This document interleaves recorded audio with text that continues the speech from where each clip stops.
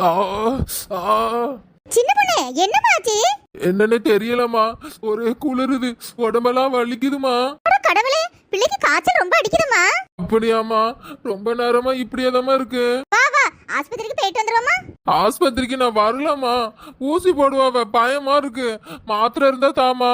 சின்ன பிள்ளை மாதிரி அடம் பிடிக்காதம்மா. காய்ச்சல் வச்சிட்டு இருக்க அதிகமாகும், உனக்கு தான் கஷ்டம். சரிம்மா, வாரேன்.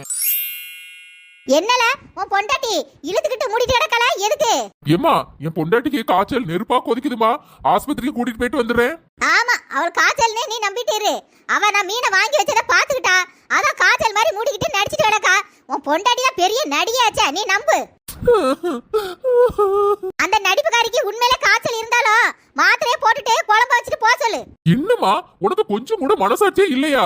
இதுவே உன் பெத்த பொண்ணா இருந்தா நீ இந்த மாதிரி தான் பண்ணுவியா? சை.